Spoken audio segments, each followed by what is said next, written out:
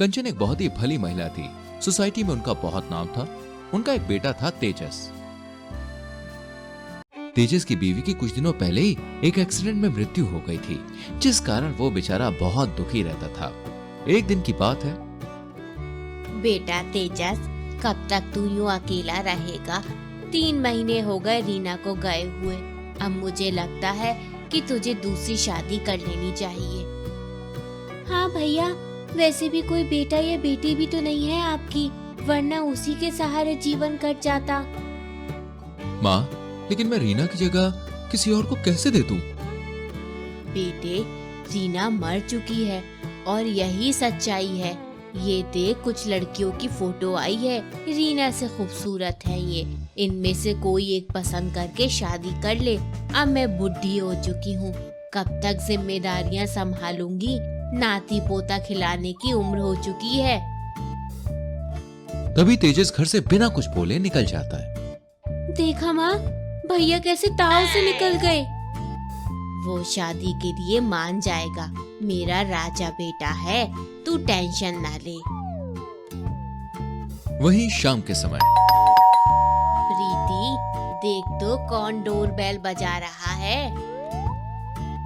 प्रीति दरवाजा खोलती है और जो वो देखती है उसे देखकर वो बिल्कुल शॉक्ड हो जाती है। माँ, माँ, जल्दी आओ। क्या हुआ? क्यों गला फाड़ रही है? तभी कंचन दरवाजे पर देखती है कि तेजस एक अधेड़ उम्र की औरत से शादी करके उसे घर ले आया है। ये क्या है तेजस? कौन है ये बुढ़ी? बीवी है मेरी, हमने शादी की है माँ। आपने कहा था ना कि शादी कर लो, सो मैंने कर ली। इस बुढ़िया से?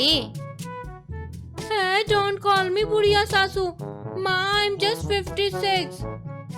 56? तुझे तो मैं बाद में देखूंगी बुढ़िया। बेटी, तू होश में आ, अब ठीक है ना तू? हाँ माँ, अब ठीक हूँ। अरे माँ, स्वागत करो अपनी नई बहू का। बेटा, तूने ये ठीक नहीं किया। सास की उम्र की औरत ले आया, ये तो मुझसे भी 6 साल बड़ी है। फिर कंचन वहां से चली जाती है। अरे don't worry Rita darling, swag से करूंगा तुम्हारा स्वागत। फिर तेजस घर में जाकर रीति रिवाज से रीटा का स्वागत करता है। वहीं शाम के समय तेजस रीटा की मुंह दिखाई करवाता है, जिसमें मोहल्ले भर की औरतें कंचन की बूढ़ी बहू देखने आती हैं और कंचन का खूब मजाक उड़ता है। अरे सास से बुढ़ी तो बहू है। लगता है कंचन को जवान बहू नहीं मिली, इसलिए बुढ़िया ही ले आई। और इस तरह सभी पूरे फंक्शन में कंचन का मजाक उड़ाकर चली जाती है। वही मोहल्ले वाले हों या रिश्ते नातेदार हों, हर जगह कंचन की बूढ़ी बहू के कारण उसकी अब खूब बेइज्जती होती है। वहीं घर में दोनों पति पत्नी सारा दिन एक दूसरे से चिपके रहते हैं और रीटा बुढ़ापे में भी बड़े ही फैशन में रहती है, जिसे देखकर कंचन मन ही मन बहुत गुस्सा होती है, लेकिन बेटी के आगे कुछ कर नहीं पाती। और एक दिन जब रीटा शॉपिंग से आती है, तभी तेजस और बाकी घर वाले टीवी देख रहे होते हैं। और फिर तेजस बेबी सी, मैंने हमारे बच्चों के लिए छोटे छोटे कपड़े लेकर आई है। कपड़े बच्चों के लिए? हाँ प्रीति, तुम्हें बुआ नहीं बनना क्या? अरे अब हम दोनों पति पत्नी हैं, तो कभी ना कभी तो बेबी करेंगे ना। इतनी बेइज्जती करा चुकी है, और कितनी बेइज्जती कराना चाहती है तू बुढ़िया? तू तो मेरा घर निकलना चाहती है नागिन। अरे माँ, आप ही को तो नाती पोता खिलाना था। अब तो हम बेबी भी प्लान कर रहे हैं, तो प्रॉब्लम क्या है आपको?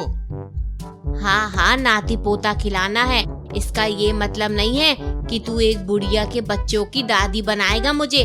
पहले एक बीवी लाया था जो बांझ थी, 5 साल में भी बच्चे नहीं हुए, इसलिए मैंने उसे घर से निकाल दिया और यहाँ वहाँ भटकते हुए न जाने कौन से पुल से कूदकर मर गई। नसीब अच्छा था मेरा कि बहू पर अत्याचार का आरोप नहीं लगा, और अब ये बुढ़िया ले आया।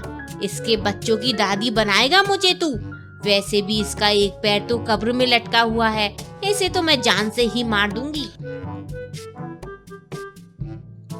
इतना कहकर कंचन रीटा का गला पकड़ लेती है और प्रीति बाल नोचने लगती है कि अचानक से प्रीति के हाथ में रीटा का सफेद विग आ जाता है, जिसे देखकर कंचन बिल्कुल शॉक्ड हो जाती है। इसका मतलब मेरी बहू जवान है। मैं क्या क्या बोल गई बेटा, डोंट माइंड, सब झूठ था जो भी बोली मैं। तभी वहां पे पुलिस आ जाती है।